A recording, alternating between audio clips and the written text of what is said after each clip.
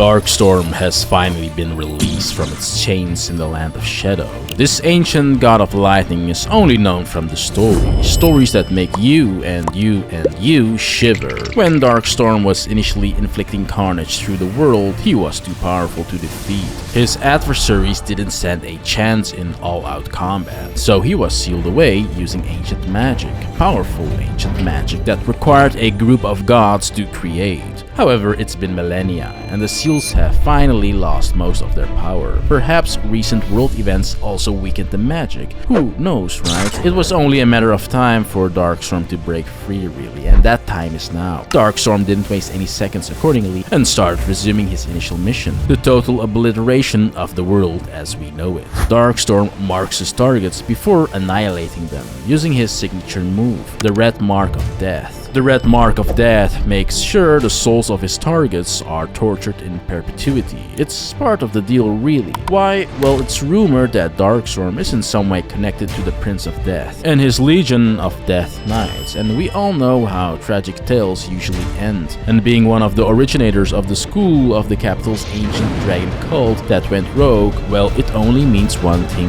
really. No one stands a chance. Now, did you know that Darkstorm likes to play monster catching games like the upcoming Moraiba Go, which is also today's sponsor? What a coincidence, right? Well, Moraiba Go is a mobile monster catching survival cross-platform game that can be played both on mobile and PC, and of course it is free to play. The game involves crafting, riding and pet catching and has over 100 original monsters to accompany you. All the goodness basically, and each monster has different traits and elements, and so plenty of variety, and making your own synergistic teams to win boss battles will be important. Each monster helps you out with your survival and adventures with an auto-helper system on top of that too, where monsters can assist in farming and collecting as long as you give them food and water, of course. You can also ride monsters to explore new places, discover a variety of monsters, and if you find one you like, well, you can battle and capture it right away. And of course, the game comes with a base building system where your monsters will assist you, where you can design your base however you like. The game is also an open world game designed for multiple players, so have fun and become powerful with friends and defeat your rivals. Join the official Discord where you can chat with all the other players and even get exclusive rewards. There's also an exclusive channel Discord on my channel there, and I will also have my own guild server where you can play with me. Moraiba Go will officially launch worldwide on October 10th, but if you want to play early, you can pre-register right now on both iOS and Android. Check the links in the video description and the comment section for all of that. Elden Ring's DLC has finalized the ancient dragon cult lightning school of incantations and related weapons through new powerful gears, weapons and spells, and now we can make the ultimate lightning build. However, we have a problem. There are so many dragon cult incantations and we only have 10 memory slots. So which ones do we actually use to make the absolute strongest lightning build that can tackle on any situation? And what about all the other stuff? Do we still go Faith? What gear do we use? Which weapons are the best? There are so many questions. Now, spoiler alert, I will be utilizing powerful weapons and great spells in tandem while optimizing for both at the same time. My video here is then structured in a way that I will be making a tier list of these incantations and through that determine the ultimate roster of lightning spells to run. Fun thing about the dragon cult way is that there are a lot of combos possible. Now, Darkstorm already has the strongest setup possible, but to truly become the lightning god himself, it will become apparent on how something like that happens while we destroy the entire DLC zone and all its relevant bosses. First of all, the new lightning spell that the DLC introduces, Knight's Lightning Spear, is insanely powerful and is easily going to get placed in the S+ tier category in my tier list. It can be obtained right away when entering the Land of Shadow as well, so that's exactly what we will be doing. We want to go ahead and bypass Castle Ensis for this purpose, move to the North Runes, then go to the north to the swamp areas, and there go west to reach the Ancients Runes base side of Grace. There you can go southwest like this, then west again, then north, and then west again till you arrive at the Scorpion River Catacombs. Pick up the spell in the dungeon, and right away we're going to annihilate our first Remembrance boss with it, Relana. We do some little Darkstorm shenanigans first, putting Relana on the Dragon Cult kill list and hitting her for a lot of damage too with the marking in itself, and then we absolutely start annihilating her with our Knight's Lightning Spear. Look at that damage, and that's just one charge cast with this powerful spell. I'm going to go out on a limb and say that this is the strongest incantation that they added with the DLC, just maybe, and we melt Relana with it like it's pretty much nothing. But of course, like always, she has to survive the second cast with 1 HP left. For reasons, yeah, I don't know. I guess the plot just demanded it to make it a bit more spicy and try to annoy me a tad. But it doesn't work, since the plot armor for Relana is still non-existent. We just snipe her right after anyways. Now, as you see, the damage is extremely good good with Knight's Lightning Spear, and it's basically a 2-part damaging incantation with the main spear, which does around 1/3 of the total damage, and then the second part, which is done by the other crests shooting off more lightning spears on themselves, which will then be the other 2/3 of the total damage. And versus enemies in water, you can also aim onto the water while hitting them to get an additional AoE type of splash, which also deals damage. To get good results with this H4, it's definitely important to hit both parts. Let's truly illustrate that while obtaining our next remembrance. And for that purpose, we're going to put Mesmer on the Dragon Cult kill list, and then accordingly start using our powerful Knight's Lightning Spear again. See, I said it's important to hit both parts, right? Well, our spell makes it not that hard to do so actually, with insane tracking and with how fast these spears come out after you cast the spell. It is also a very satisfying spell to use, feels smooth and visually gives you that dopamine release. But even more so when you also hit your enemies. Now as you see, it tracks onto them very well even when they go aerial too, so bosses like Mesmer that jump into the air, well, they won't escape our wrath here. As you saw, our spears are hitting extremely hard, and in phase 2 we can decide to reapply the kill mark or just continue to use these spears while dodging Mesmer's I'm very cool type of stuff. I just decided to continue to use my spears here because it's addicting. Of course, make sure to use them in the openings that you get, and if the damage, utility, speed and tracking wasn't enough on our spears here will also stance break our enemies, as they in fact have great poise damage too. We can go for the critical hit then, or even better, go for the free cast that we essentially get here as a caster, and that's also what we ultimately do to erase Mesmer from this plane of existence. Okay, so what's the thing that I'm using at the start of every fight? For those that don't know about this weapon, it's an arcane scaling Dragon Cult weapon that's actually insane, the Flower Stone Gavel. Every time you use it, you apply a red mark of lightning on your target, basically saying you're on borrowed time. This debuff lowers your enemy's lightning resistance in PvE somewhere between 23% to 30% depending on if you charge it or don't charge the H4. I would highly suggest to charge it at all times, as it also means extra damage in addition to the larger debuff. Now, what lower lightning resistance will look like in combat in terms of how much more damage you actually will do will depend on your enemy's lightning resistance. Some will have higher numbers than others, and some bosses don't have any lightning resistance, but in the case with say Relana, which doesn't have any lightning resistance, it's going to be approximately a 17% damage increase with this weapon, as you see here. So it's definitely a significant increase in damage. The debuff, however, is just one aspect of this weapon. See, the Flower Stone Gavel is an absolute S+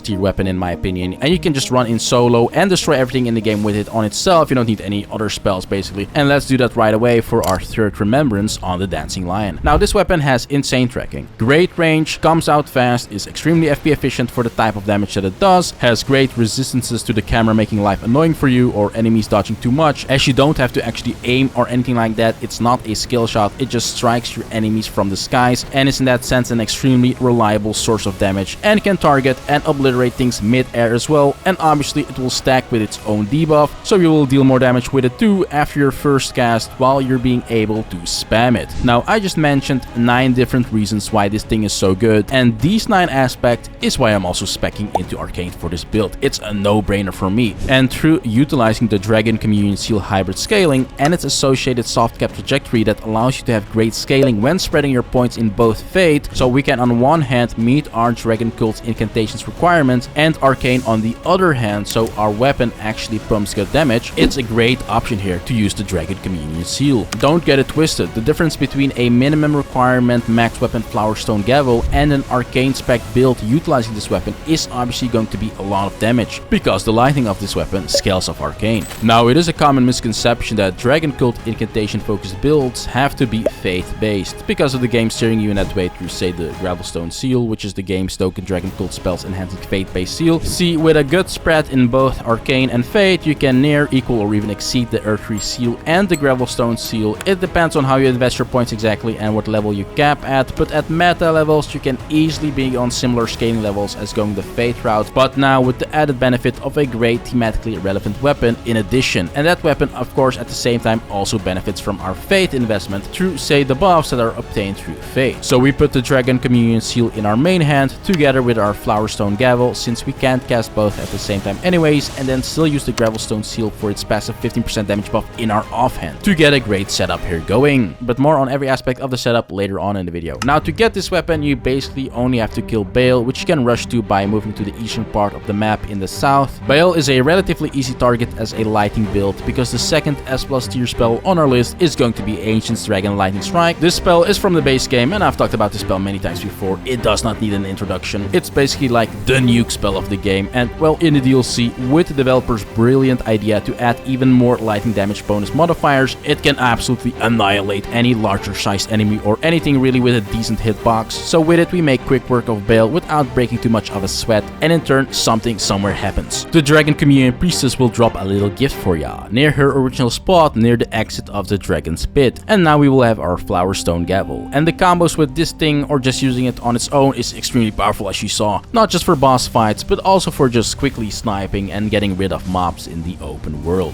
You already saw how the Flower Stone Gavel combos with Knight's Lightning Spear, but say with Ancient Dragon's Lightning Strike, the damage can get absolutely nuts as well. Let me show you how on our good Hippo friend, which is next on the kill list. We strike him with our Flower Stone Gavel, then while the Hippo is charging at us, we do a little dodge and start powering up Ancient's Dragon Lightning Strike, and we release it as the second part of our combo, and yeah, it is absolutely disgusting what happens next. Look at that insane damage. Of course, there's also an RNG aspect to the spell, but when you get the right number of bolts making contact with your enemy's hitbox, it can definitely trivialize a lot of enemies. One additional cool detail, by the way, that benefits lightning builds as well with the DLC is the relatively high number of DLC bosses that stand in water, which gives them that wet debuff, which in turn lowers their lightning damage negation and thus gives us extra damage. Nice! Now, we have talked about debuffs on our enemies, but if you want a buff on yourself, then make sure to like and subscribe to my channel right now if you haven't done so yet. It has been scientifically proven that this course of action comes with exclusively benefits and will make you more happy in life. Also, if you like my work, then check out my Patreon as well. Support me there if you want, or if you're interested in written guides. Now, let's proceed onwards with the destruction of the Land of Shadow. It is also nice to combine our S+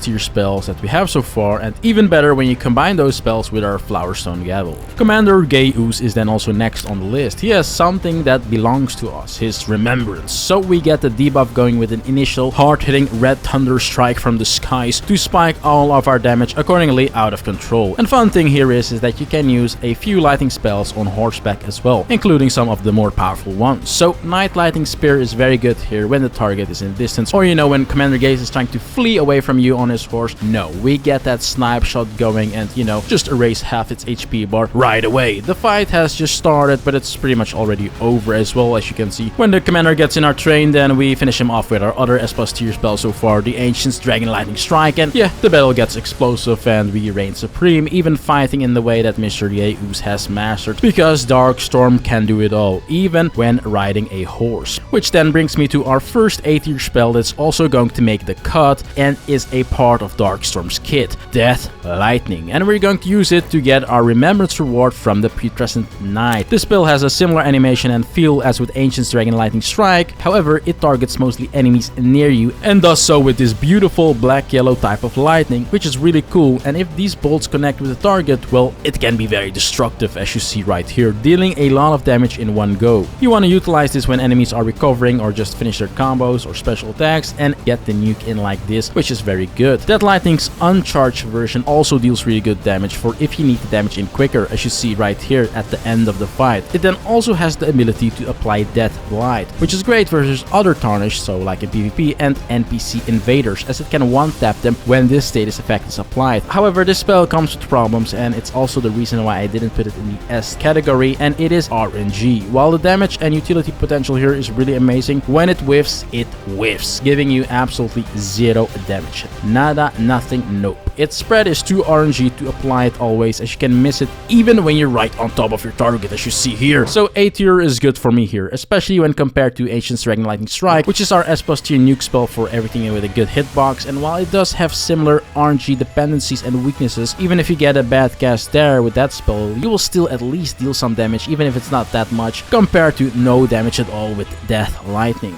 But for when you do get that lightning off, well, it is amazing, and most importantly, you kill your enemies in style, to say the least. So you want to definitely get this spell too. Then our other A tier spell that makes the cut is going to be Frozen Lightning Spear, the only blue lightning spell in the game. So we have to include it, and we're going to utilize it to get our remembrance reward from the Shadow Tree avatar. In this fight, it becomes apparent that Frozen Lightning Spear has a lot going for it. Its vertical reach, for instance, as you see here, making you able to hit a lot of things up above you. Very useful in certain boss fights like this one, but also its horizontal reach, and combined with its spammable and chainable nature, you can have a lot of guaranteed and consistent damage with this spell in a lot of fights. But of course, its sustained damage is one thing. Another thing here is its ability to apply frostbite on targets too, which comes with that initial burst and a debuff of frostbite that sticks onto your target for quite some seconds that gives you even more damage output. In phase 3 of this fight, you can truly see how good Frozen Lightning Spear can be when used properly. It can trivialize fights quickly due to all the mentioned arguments so far, and especially if you combine it with our Flowerstone Gavel. The debuff stacks from the Frostbite and Flower Dragon Bolt, giving you great momentum. And as you see, we have completely annihilated the Shadow Tree Avatar like that. It is not quite an S tier spell in my opinion, because it's not as easy to use as the spells in that category. It requires some finesse to really get the most out of it, and you can easily whiff with it as well, but it's definitely a great spell and makes the roster too for its utility, multi-dimensional reach, and sustained damage. Now, there are two more spells that are in the A tier category as well, Lightning Spear and Lansex's Glaive. Lightning Spear is a simple but very effective bread and butter type of lightning spell. It's excellent for killing off things or just weaving in reliable and good damage. I would have said that this would be an S tier spell pre-DLC, but now it's an A tier spell because Night Lightning Spear is basically just a super sane version of it, but it's the best lightning spell that you can get right away when starting a new playthrough, hence why it's easily a high A tier spell. And Lansex's Glaive on the other hand is excellent for area control and AoE damage, just a good spell too that you want to run on a lightning build, and especially when you're exploring in the open. Now back to the boss fights. We still have some remembrances to go. The Fingering Boss, for example, Matyr. Matyr is in a big open water area, so as a lightning build, damage here can spiral quickly out of control, especially when we start with our weapon, of course. It is not a surprise anymore by now, but immediately it gives us a great head start. Then we see yet another reason why Knight's Lightning Spear is an absolute S+ tier spell. See, I'm casting it right here, but I get hit in the process of doing so. Now, we have good sustain with my build here, so it is not a problem. However, Knight's Lightning Spear still spawns those sigils that shoot off the lightning beams even if you get hit and can't get the main spear off. And through this way, we still do over 10k damage with just that. And the earlier mentioned effect of the lightning bouncing off the water raises that number even higher, as you see. So even though we didn't really successfully cast a spell, we still dealt a bunch of damage here. Yeah, Knight's Lightning Spear is great. And here you can really start mixing up our different incantations as well. Matyr has a really big hitbox, so Ancient's Dragon Lightning Strike is excellent too here. Getting it off charged means we deal a huge ton of damage as well here, showing how our different components really tie together and do so in an excellent manner. And then we can finish off this fight with a little surprise incantation that I haven't talked about yet. And this is going to be our final S+ tier spell that also makes the cut. Fortisak's Lightning Spear. Now, you know those type of enemies that won't let you cast no matter what? Well, there is a solution to those type of fights in the form of this spell. Its name, Fortisak's Lightning Spear. A Fortisak's Lightning Spear is a S+ tier spell because it's amazing for control purposes. For example, in the Leda and her cronies fight, we can erase them quickly with this spell. This spell not only has a ton of burst, it comes with a lot of hyper armor too. And the amount of hyper armor you get seems to increase the longer the casting animation lasts from my testing. So when you get the second strike, you are pretty much invincible. But right away, you already get a lot of hyper armor, and thus you can take care of these enemies and bosses that just spam attacks very reliably. It works amazing versus anything that you can just pinpoint down in melee range and annihilate like that. And then Fortisak's Lightning Spear has an AoE component as well, as you see here, allowing you to deal good damage to multiple enemies at the same time. Why it's especially also good versus humanoid type of enemies is because you can stagger and stun them, but also catch them while they're dodging away, trying to avoid getting hit, as you see in the final fight with Leda here. And all of that while you're dealing amazing burst damage with hyper armor, and it makes this a very dangerous spell to have in your kit. A conclusion, get this spell right now. For me, it is S+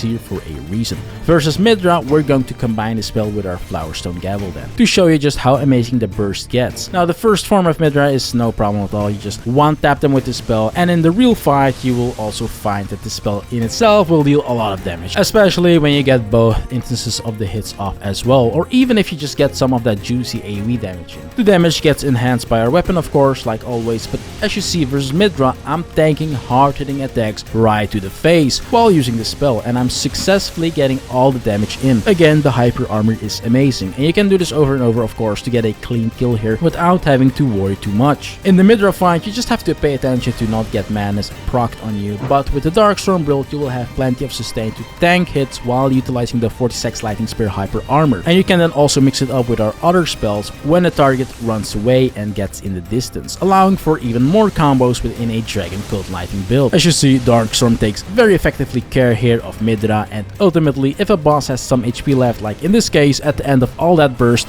well, just use an uncharged Flower Dragon Bolt to quickly take care of the threat. Another remembrance obtained. Before we move on to the final two bosses of the DLC, let's finish our tier list. Honed Bolt and Lightning Strike are going to get both placed in the B tier category. Both are good spells, because you pick them up right away when starting a new playthrough, and they are great for the early and mid game. However, their use cases and power are pretty much superseded by our options in the higher tiers and our weapon, hence why they get a B tier from me. C tier are pretty much the avoid at all times lightning spells, and I'm gonna place Ancient Dragon's Lightning Spear here first of all. It's pretty much just a worse 40-6 Lightning Spear in every way. I don't see why you would ever use it really, especially because you obtain it late game as well, and 4-6 Lightning Spear deals more than twice the damage, has a lot more hyper armor, and the FP to damage ratio is much more efficient. Electro Charge will keep this spell company in the C tier bracket as well. This is the Dragon Cult's token troll spell. By now we know that every school has their token troll spell because From Software likes to troll, and Electro Charge is great for that purpose. It does no damage whatsoever, and it consumes your body buff slot on top of that as well, so you can't say use Hall of Shabriri or Black Flames Protection anymore, for example. It looks cool though, but that's not enough to get it out of the C tier. Okay, now the tier list is complete and looks like this. We basically want to use all the A tier and S tier spells for the Darkstorm build, and supplement that with Golden Vow and Howl of Shabriri or Black Flames Protection for our buffs. Let's go ahead and kill Romina now. You have pretty much seen every use case of the Darkstorm build by now, so I'm going to show an alternative setup here using the Death Knight Long-Hafted Axe just for this fight, just to, you know, show you a different angle of how you can play a lightning build. This weapon that I just mentioned is the new lightning weapon with a DLC that has scaling with Fate, making it kinda unique in that aspect. As you know from the base game, yeah, you don't really have that. The weapon is decent, has good damage and reach, and feels quite satisfying to use, and you can stance break enemies with it too quite consistently. We will get into the setup for the main build in a second, but for this alternative build, there are in fact a lot of similarities with the Darkstorm build. However, you just spec into Fate heavily and get strength. The weapon gets the most from strength in fact, but it can kinda work in a Fate build like this too, as you just saw, especially when we combine it with all the mentioned incantations. It is an alternative option for those that want to stick to Faith and don't want to get any arcane whatsoever, and in this alternative setup you would just run the Earth Tree Seal or the Gravelstone Seal in the main hand with a Gravelstone Seal in the offhand as well. Okay, now that we had a little intermezzo, it is time to get to Radon and kill him to finish the game. Knight's Lightning Spear is going to be excellent in this fight, as its time frame to pretty much charge it to its maximum in between Radon's recovery moments is exactly enough. After he finishes his combos, you can just charge it all the way and get it out. And even if you don't get the full cast off, like earlier shown, you can still get the damage in through the sigils that you create. So Knight's Lightning Spear here is going to give you a very consistent and sustained damage output in this fight, making it an absolute excellent option. Going through the fight then looks something like this. It's going to be Art really utilizing the spell, and then when you get a longer period to cast something, Ancient's Dragon Lightning Strike is going to be great tier 2, as Radon, you know,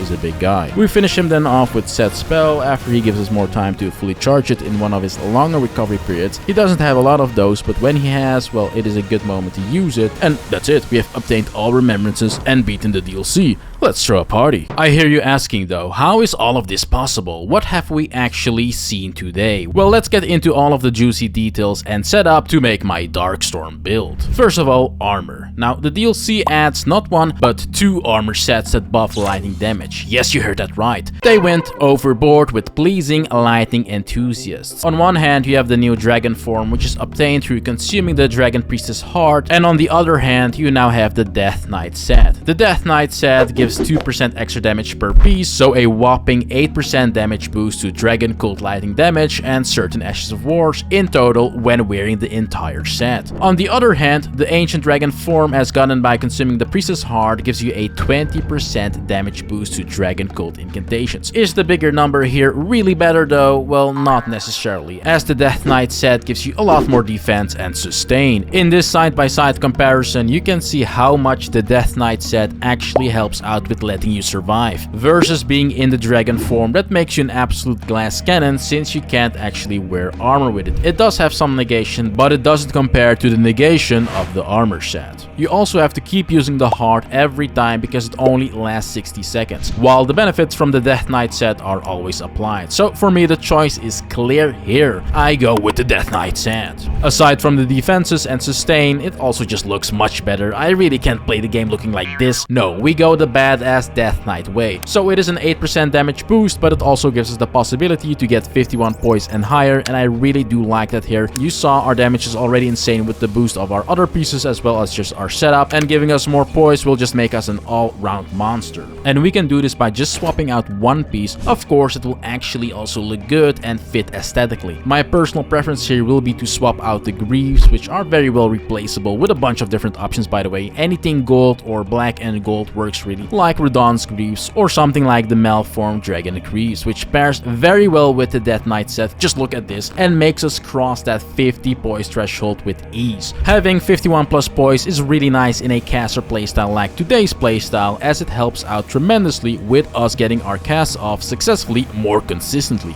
We will be in the casting animation all the time, and we don't want enemies to stagger us out of the cast all the time and ruin our day while doing so the poise here will help us out with that. For talismans, we are a lightning build, as you may have noticed by now, so we run the lightning scorpion charm to buff literally everything. We also have a lot of things that have a charge component in the build, which utilizing said aspect will make their damage stronger as well, so the Godfrey icon for our second talisman is a no-brainer too. Then to buff our incantations even more, we also run the Phlox canvas talisman, and finally to give our weapon a nice boost too, we run the Shard of Alexander, since we will use the Ash of War extensively. Alternatively, if you need a defensive option, the Dragon Crest Great Shield Talisman will always be good too here as a fifth alternative option. Regarding our Flask of Wondrous Physic, well, mandatory for this build is absolutely going to be the Lightning Shredding Cracktier. A 20% damage buff unconditionally for 3 minutes is too good. Then for our other crystal tiers, we have a few options. The DLC introduced the Bloodsucking Cracktier, which pairs very well with the insane damage that Darkstorm dishes out from a distance nonetheless, so there's a sense of safety net. It is another 20% damage buff for 3 minutes. However, it effectively means that you will have less HP in every fight, and if you don't pay attention to the blood-sucking mechanic, well, you can die to it easily too. So it's not really advised to use it if you will forget about this mechanic. Some fights have a lot of downtime between phases too, like in the case of the Shadow Tree Avatar for example, which means you will lose HP for no real reason. So alternatively, for an offensive option, the Fate Knot Crystal tier is going to be somewhat decent too in our Arcane Fate setup, as we will still get some extra damage from it, but probably the best all-round option that is just always going to be good is going to be the Opaline Heart tier, as it gives us great sustain with increasing all damage negation types by 15% for 3 minutes. It's going to be your defensive option, but as you can see, we have a few options here. In terms of stats, for a level 150 build, we soft cap on Vigor, so we get 60 Vigor for the sustain, then we get 16 Endurance, which allows us to wear everything while staying in the medium load category, while also giving us more stamina, 20 Mind for the comfortability, then 14 Strength for the Flowerstone Gavel, and ultimately our damage stats in a capped setup like today's setup is going to be set at 55 Arcane and 47 Fate. Now both of those numbers make us pass both soft caps of the Dragon Community Seal, which are set at level 30 and 45 respectively, so that's good news. And the relatively low level soft caps is a really nice aspect about this seal for hybrid builds like this. 47 Fate allows us to cast all the offensive Dragon Cult incantations in the game then, and we give the prio to Arcane here and give it more levels due to our weapon as well as our seal scaling harder with Arcane than with Fate. That is then also the reason why I would highly recommend you to keep investing Arcane if you decide to go post level 150, basically all the way till 99 before you start investing more points in Faith. And with that, ladies and gentlemen, you now know everything you need to know about my Darkstorm build and how to make an incredibly powerful lightning build utilizing all the new options and mixing those with the base game options to make the ultimate lightning build that covers you for every use case in the game, and most importantly is a lot of fun to play with, as it allows for a playstyle consisting out of a bunch of synergies, combos, and epic visuals. After you've gotten enough of playing with lightning and have destroyed everything with my Darkstorm build and you just want to swap over to a different type of build, then make sure you know about the Void Reaper too. But I have one question. What would happen if Darkstorm and the Void Reaper teamed up? I don't even want to think about it. Let me know after you've checked out my Void Reaper video too.